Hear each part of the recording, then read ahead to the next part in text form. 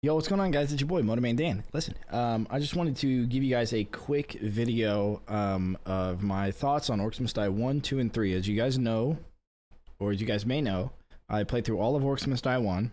I played through all of Orcs Must Die 2, and obviously I played 3. 3 play through all the time. I'll go ahead and start off by saying I'm not an expert in 1 or 2. I played them to completion, and I played them on some of the levels on Nightmare Mode. 2 is harder than 1, but I ended up playing it offline to 5-skull some of the maps, and I have some thoughts on that. You know, 5-skulling some of them on solo, which are difficult ones. But I felt like 1 was easier, but I'm no expert in either of those. I played a lot of 3, like, I don't know, I a lot. For, you know, the past several years now, since it's been on Stadia, since its launch on Stadia, I played it. Played Orcs Must Die 3, and I played quite a bit of Unchained as well when I found out about Unchained, which was a little later than I would like to have. But yeah, I'm more familiar with Unchained than I am with 1 or 2, although maybe not anymore. You know, but I've got some thoughts for sure. I've got some thoughts on all of this. Things I like about 1 versus 2, 2 versus 1, 1 and 2 versus 3, and things I like about 3 that that are, you know, good or improvements against both 1 and 2. So let's go ahead and start off with Orcs Must Die 1. So I think Orcs Must Die 1 has very generous part times. Okay, this is for every single level, and it's one of the things I like about 3 as well. The part times aren't as generous in 3 unless it's like a war scenario, but what it allows you to do is really kind of build your kill box anywhere you want, and it's still viable. I remember building my kill box really far back towards the rift on one of the levels, and I saw somebody else they shared it with me later on. Their kill box was almost like a speedrun strat where they build it at the very front of the map, and they killed everything right there, flyers and everything. And instead of making a nice little condensed kill box, it was kind of spread out a little bit, but it still did the job, and it killed everything there. They also used traps I didn't use, but I was able to beat it with traps that I used, and so all the traps, or a lot of the traps, seemed really viable as well in 1. In that aspect, Orcs Must Die 2 it felt a little different. It felt like you really had to optimize the traps that you used. You know, swinging mace, a lot of, you know, there was a lot of traps that seemed like you just were never going to touch because they just weren't that good compared to the other traps that were good. And one of the reasons why is because you have part-time. You have to make part-time. And 2 is very stringent upon part-time, and I think the reason they do that, or the reason it feels that way, is because Orcs Must Die 2 felt like it was designed around, the difficulty was around co-op, not solo. So they figured you had 2 people, you got 2 rifts, or you know, 2 gates, and you're kind of working together to beat the waves and stuff. And so it really felt like it was designed for 2 people, and I think it was. You know, so with that being said, in order to make part-time, you had to optimize your strategy to kill things as fast as possible and as soon as possible, which prevented you from using a lot of the map. And I've got upstairs, downstairs here pulled up. So I wanted to show you guys something. On this one, let me open up my snipping tool. It might be a little bit easier to draw stuff. So on upstairs, downstairs, I played this offline, I don't know, about 15 times, and I was able to part-time it once with this strategy. Okay, and here's what I did. Wave number 1. I built my barricades like this. Hang on, that's bad drawing. I built them like this, sure. So that way the orcs go into the rift, because wave 1, orcs go this way and they go into the rift, right? So they have to go on this side of the barricades, and then I had a swinging mace here and some tar right here, right? And they would get flung over, and they'd have to walk around and get hit by the swinging mace again. Okay, that's what I did for wave 1. Wave number 2, these guys came up here because they were going into the rift, so I didn't really need to do anything different for wave number 2. But one of the things that happened was, I guess I use a blue pin, is the orcs that were coming from this gate would get to this point, they would have a checkpoint, they'd walk up, and then they'd walk back. And they would walk back and forth several times, and I had problems with this with the ogre. This is the only reason I didn't make part-time most of the time, is because of this one place, because it happened on the last wave as well, and there's like one other wave where you get like enemies that do that. They're trying to go for this rift from this gate here, and they end up, you know, doubling back on themselves. And then for wave 3, I believe it's wave 3 is when this rift is targeted. Is it 3? I think so, but it's from one of these two. I think it's from this gate here. So what I did was I barricaded across, right? Yeah, I think it's what it was. I barricaded across, so all these guys, and they were archers. They walk up here and they walk all the way around, and so I had this swinging mace here, right? And I had some grinder and tar on the ground and stuff, so they would all take the damage. A few of them leaked a little bit. I think one or two, but I shot them as soon as they walked down the stairs. I shot them because I was standing right here, and then I sold these barricades, and this is wave 4 now. And then I placed the barricades here so that these enemies would go up and around like so. And I went ahead and started building a little bit of a kill box on wave 4, and then wave 5, of course, there's sappers, so you have to take care of them. But you can leave the kill box up because wave 5, I believe the sappers come out of here, and then the regular guys come out of, or then you get gnolls and regular guys from the top side. So they're going around again, I believe is what they do. And then for the next wave, you got sappers coming out of the top gate, and then regular guys coming out of the bottom, but they're going straight for the rift. So they're going straight in here. And correct me if I'm wrong, I may be misremembering the waves that come out, but essentially that's what I had to do, right? So I had to get to learn the waves, and then I had to, you know, decide where I'm going to put stuff and how I'm going to do it. Only 1 out of the 15 times I tried did I make part-time, and it was close. And like I said, I think the primary reason was because the enemies that were coming up to this top rift, whenever I built my barricades like this, were doubling back into one spot. And they just didn't take any damage. I even used sailing ballistas. As a matter of fact, the run that I used sailing ballistas is the one that made it, because I was able to shoot the ogre while he was derping around, not actually going inside my kill box. But that just goes to show you. And I looked up online, and I saw a lot of people weren't building up here at all. As a matter of fact, the entire first wave was weapons only. They would only use a weapon. All these orcs would go up here, and what they would do is they'd use the hammer, like the hammer and blade staff or hammer and crossbow or something, and they would just spin around and kill them. Some of them would use a swinging mace right here at the bottom of the stairs, and they would use like the stone staff crossbow or ice amulet crossbow combo, and they would just kill them in this area. And then wave 2, they would do the same. They would just go over to this side and set up swinging mace and some tar, or they would just go over and try and solo it, because wave 2 goes straight for this rift anyways. So they would actually never build for this rift, I think until like the last wave or something, because they didn't need to. And so what they did was they barricaded off, I believe, no, they did 2 kill boxes. They did kill box number 1 and kill box number 2, and they didn't even do anything for upstairs.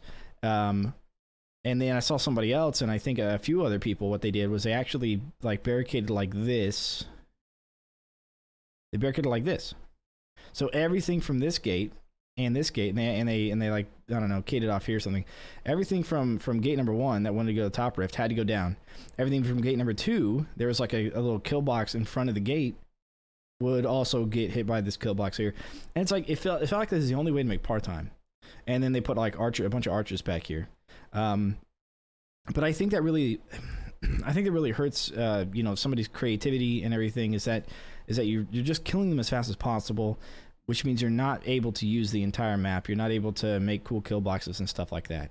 At least not with these. You know, maybe I was trying too hard, just juggling the waves and selling and moving and selling and managing my funds and everything. But I just felt like that's a little bit of a frustration for me. It's like, you know, and that's also the reason I think it validates the idea that it was centered around 2 people. That Orcs Must Die 2 was centered around 2 people, and there's nothing wrong with that, except the fact that, you know, if it's centered around 2 people and then the game gets kind of old, then you only have like people wanting to play solo or whatever, or it's harder to get other people to join you. So, you know, I beat it 1 out of 15 times, which is kind of crazy, but yeah, it's not for the lack of trying.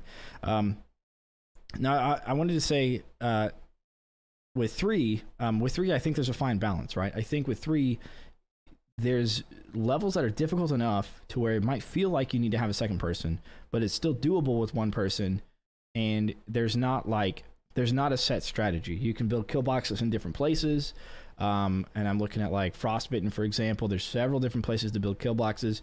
You can bring several different, you know, series of traps. They're all relatively good, and they'll all do the job. whether you're bringing like Tar and Flip, or whether you're bringing Briar, whether you're bringing Brimstone versus lasers, or gravity pillars, or pounders, or wall charges, or wall blades, or air walls, or whatever. I mean, they all work, and they're all going to make you part-time, and they're all going to get you, no rift lost kind of thing, whether you're playing on Frostbitten, or whether you're playing on Slagfield, or Order Enclave, or any of the other hard ones. I think there's still enough time, and it's traps are viable enough to where you don't need a second person, but having a second person of course helps, and the fact that they don't limit your inventory on co-op makes a second person that much more valuable, and as well as the amount of crowd control that weapons can bring, for your characters and stuff, just makes it great. So, in the regard of the overall map difficulty and difficulty for solo versus co-op, I think that 3 has it best. I think it's not super lenient like 1, and I don't think it's super strict like 2. I think it's in a really good middle position. The difficult maps are difficult for a reason. And like Sandcastle, 3 different kill boxes, it can be a lot to manage, but the way that the waves come out, it allows you to move from one place to the other and get there fast enough in order to kill stuff. Or you can, and like I said, you can set up kill boxes in many different places, and all of those, and it'll be taken care of. All your enemies will be taken care of. Okay, so that's kind of the idea behind that. Now let's talk about things that I liked from 1, and it also carried over to 2, which it did not carry over to 3, and I wish it would. And this is actually a couple of things here. The maps in 1 were okay.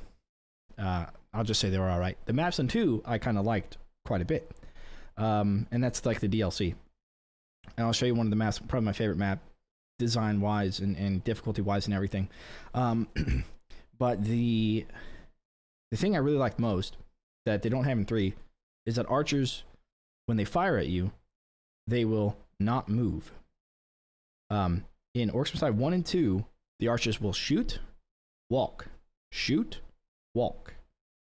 And I wish they did that in 3 so much. I cannot tell you how annoying it is to have an archer on the other side of the corner, like around the corner. They can't see you, and they're shooting at you, and they're hitting the corner. And they're not hitting you, and they're just standing there, and they just keep shooting at the corner. This happened to me in my Wave 1000 run. It was almost butchered because a TNT archer was shooting at me, and I actually would have lost if this was implemented. But a TNT archer was shooting at me, and he's hitting the corner, and he was destroying some Cades next to me. But he didn't move, and he stayed there. He shot at me for like 2 hours because I was at work or something. And he was shooting at me for like two hours straight. He didn't even move. And I just gotta say, it's kind of frustrating that they did not include that in 3. I think it's a good mechanic for enemy archers to have, or enemy ranged units to have. So that way they're not just sitting there trying to pummel you. Now I will say that obviously death does not cost rift points, so maybe it's not the worst thing in the world. And maybe that was a trade-off that they had considered, but at the same time, I think it's just a little bit annoying that they don't move after they shoot, and I think that I would love for them to do that like they did in both Orcs Must Die 1 and Orcs Must Die 2. Something else we need to talk about are the enemies. Now, the enemies in Orcs Must Die 1, you had the Fire Ogre, and I believe you had the Frost Ogre as well in 1. Water Elementals weren't until 2, and they weren't until the expansion. But I still believe you had Fire Elementals. Anyways, so you have Fire Elementals in 3. And in Unchained, you had Fire Ogres. You had a bunch of Frost Minions. You had Pirate Minions. I mean, you had a whole slew of Minions in Orcs Must Die Unchained. I mean, they did a lot with the Minions and Minion types. And I would love to see all of those return. But the one that I really want, and I actually thought of this during Unchained, because I didn't play 1 or 2, but I thought of it during Unchained, was something cool like this, and they actually had it in 2, but I didn't even know it because I never played 2 when I played Unchained, was the Water Elemental. I mean, I think it's such a good idea, you kill the Water Elemental, and then it leaves a pool, and then if another small Water Elemental goes to the pool, they grow bigger. They absorb it into themselves, and then they, become larger, and so, it creates a sort of like different kind of thinking about how to kill them, and just a different challenge altogether that they could definitely bring in. you know, they brought back the bears from Unchained. Whenever you killed the bear, it would heal the other bears around it. They brought that mechanic back with the Cyclopses in 3. So I'm just hoping that they could have an elemental one where they have fire ogres, frost ogres, and they would have water elementals all join the party and just throw them in maps randomly or whatever. I think it'd be really cool. Water elementals are one of my favorite things in Orcs Must Die 2, by far. I mean, difficult, sure, but you know, they're pretty awesome. So yeah, and that's cool. And then I also, firelings don't catch you on fire, which I wish they would. They just do explosion damage, physical damage, but I wish they would catch the player on fire.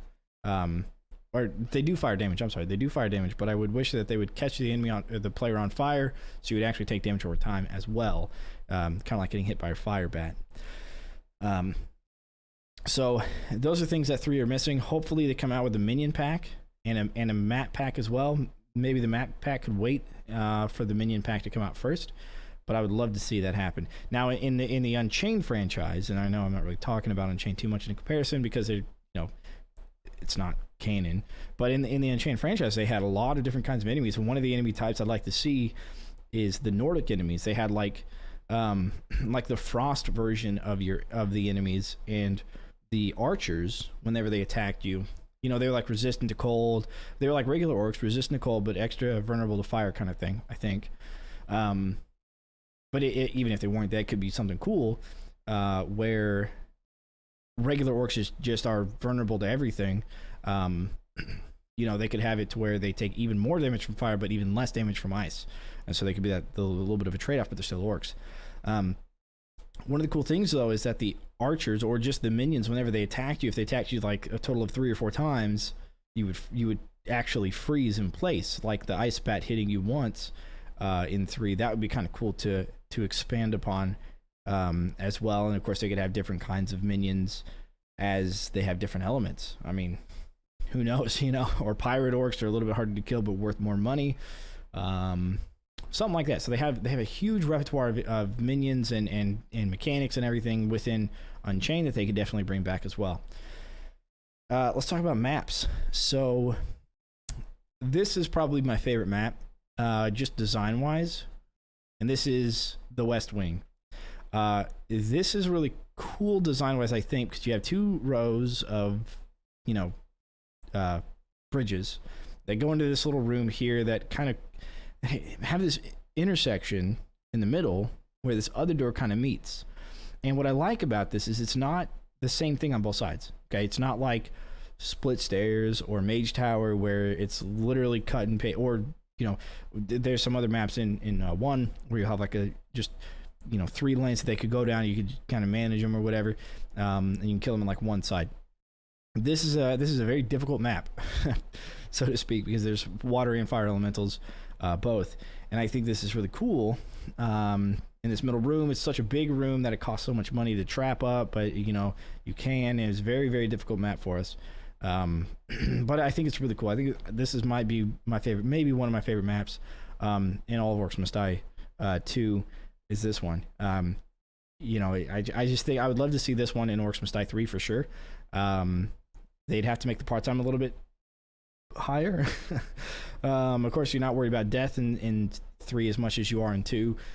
So maybe they just throw it in as is and you know, pray for the best. But I like to see cool looking maps like this. You know, both gates, they're completely different. There's no flyers in it, which is good, thank God.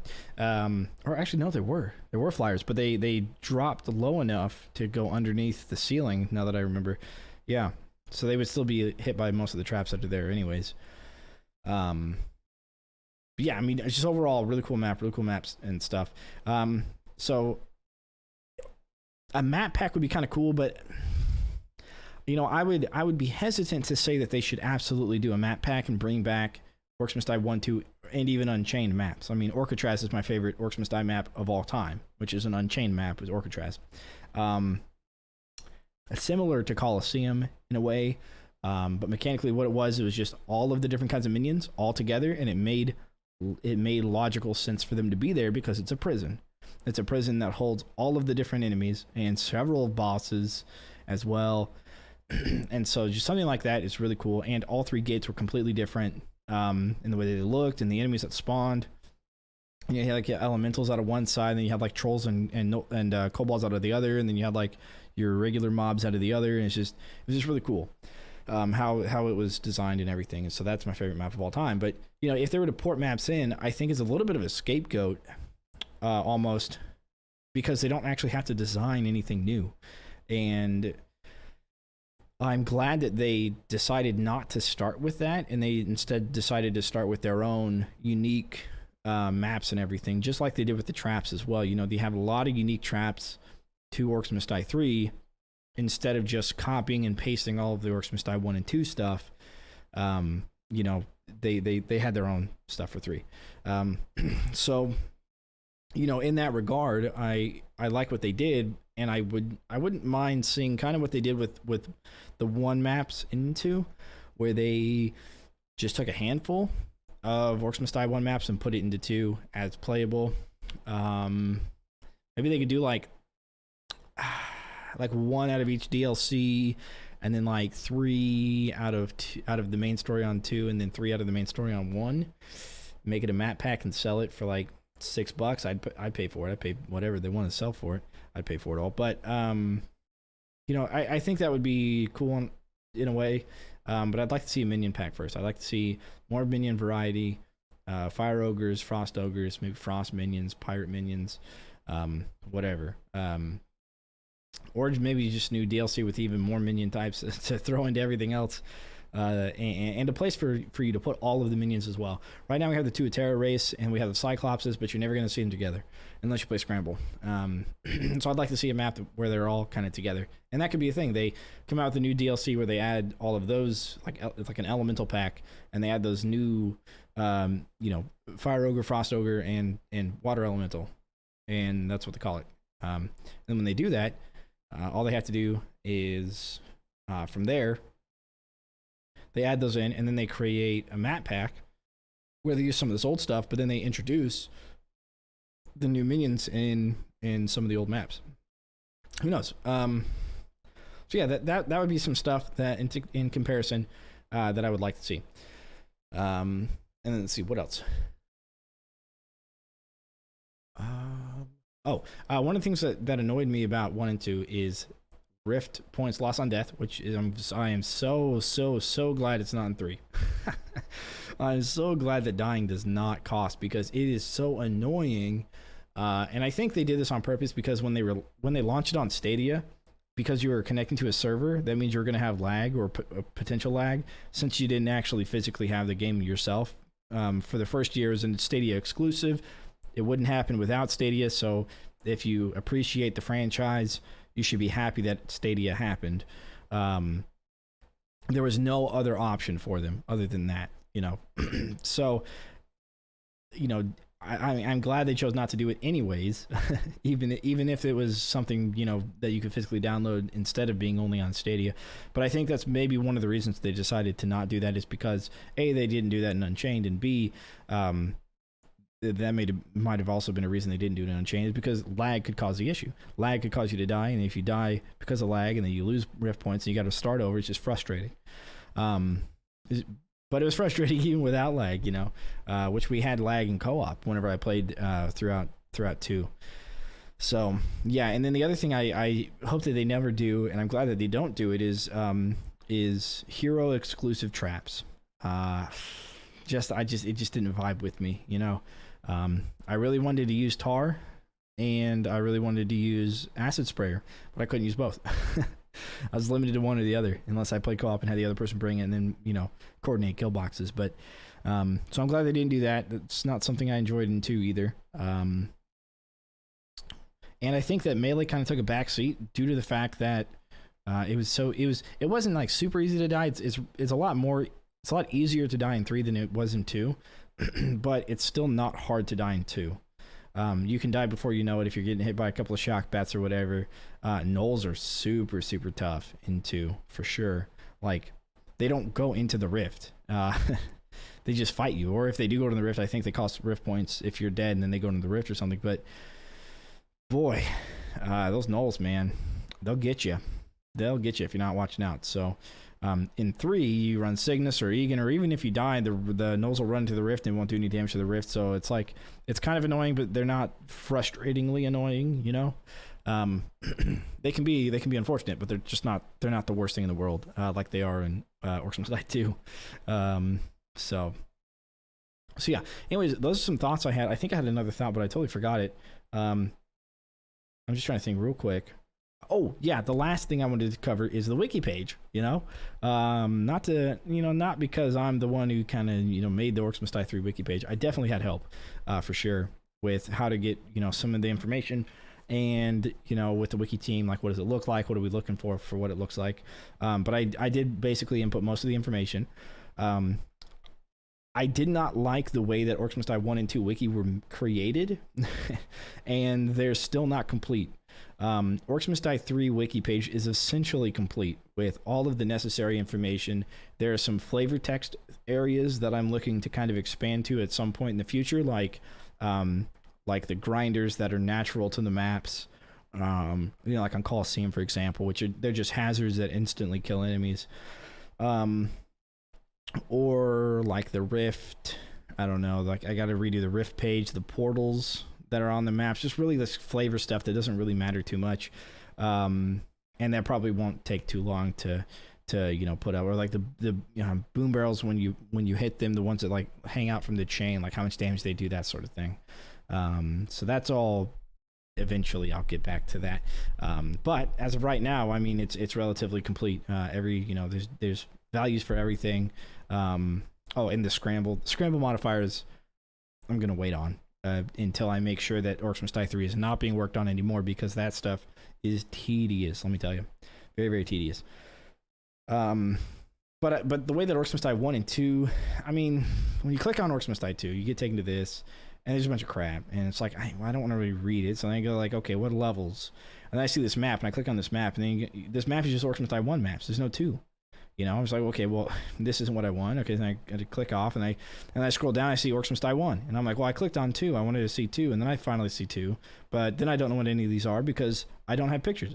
It's just like, I just didn't like the layout of it, so I did not include Orcs Must Die 3 within this Orcs Must Die 1 and 2 kind of conglomeration. Now, some other people did, and that's fine. They can do that, but I did not want to do that. So I made my own Orcs Must Die 3 kind of thing by itself, and made it, where when you click on the maps, you actually get to see which one you're clicking on. You want to go scrambling, this weekly challenge, whatever, old fringe, click on that, and then you got pictures, and so you have references, and when you click on it, you have information about the maps, and screenshots, of course. The information isn't much, but it's there. So anyways, so personally, not because I have invested time into it, but I think it's better. I think the Orcs Must Die 3 wiki page is better than the 1 and 2. But of course, I'm sure they're fine. The people that worked on them did a lot of work. I can definitely tell that's for sure. They did a lot of work, but yeah, they just handled it differently, and I just didn't feel like it was you just look at all this page, a huge wall of text. I just couldn't do it. So yeah, this is somewhere you'd go to find specific information that you're wanting to find, and then I think the Orcs Must Die 3 is more of a place where you would go to just look around, and you could also find specific information that you wanted to find, as well. And plus, with the addition of war scenarios, it wouldn't make too much sense to have it in a giant list anyways, because the war scenario traps have different values that they are assigned and everything like that. So you just have a whole bunch of different columns and columns on top of all your rows that you would have, so it might get a little bit congested anyways. So I've been rambling for about 30 minutes now. So yeah, I just wanted to leave it off by saying I enjoyed 1. I enjoyed 2 co-op. Solo was frustrating, but Orcs Must Die 2 is definitely pretty fun co-op for sure. And yeah, let me know what you guys think about my thoughts on it, and tell me what your thoughts on it are. The comparison that you have 1, 2 to 3, things that you wish were in 3 that are in 1 or 2 that I may have missed or just didn't really recognize as much. I think, were there go breaks in Nightmare? I think there were. No, I don't. Wait, no, never mind. I don't think there were go breaks in Nightmare. Yeah. No, I don't think they were. But yeah, so anyways, tell me what you guys think about my thoughts, and give me your thoughts on it. I'm curious. I know I've seen quite a bit of people talking about one or the other. Oh, I guess one other thing I've heard people talk about is that they had to use a lot of weapons in Orcs Must Die 3 when they didn't have to in 2. And I had a complete opposite experience. My experience was that if you're not using weapons in 2, you're screwed, and you don't have to use weapons in 3 for the most part. To begin, like at the very beginning, round 1, wave 1, you don't have to use weapons if you use Zegan. But even if you don't use Zegan, like there are just good enough traps to where you don't have to use weapons for the most part. Something like Frostbitten or difficult maps like Frostbitten or Slagfield, sure, you're probably gonna have to use weapons, but you don't have to rely on them a whole lot. You just kind of have to be there to help your kill box and to build it up to where it can take care of itself, and then you can go somewhere else and do something else somewhere else. So for the most part, though, I felt like Orcs Must Die 2 relied on me using my weapons a lot, and it also felt a little bit underwhelming because I wasn't able to keep up with all the enemies that I had to kill because my traps weren't killing them all. But for reasons that you could probably come up with, saying that like, yeah, I just didn't build my kill boxes right, and that could be the same way in 3 if you think that 3 requires more weapons than traps, and maybe it's the same. Maybe the kill boxes just aren't built the same way. But yeah, anyways. So I think that 3 is in a good in-between spot from 1 and 2 as far as difficulty on maps is concerned. And I think it's less difficult than Orcs Must Die 2 when playing solo, because I think Orcs Must Die 2 was centered around or built around the idea of co-op instead of built around solo, because they already had a bunch of solo maps that you could play for Orcs Must Die 1. They didn't need another solo game. They needed a co-op game because it was something new and improved on the franchise was the addition of co-op, and so therefore it would make sense for them to naturally gravitate towards co-op maps, which would encourage people to play with other people, to include all the achievements they have that are all co-op based as well, which they don't have in Orcs Must Die 3. So those are my thoughts on it. Let me know what you think in the comments below. As always, guys, don't forget to leave a like, comment, subscribe, follow us from both YouTube and Twitch, and I'll see you on the flip side. Deuces.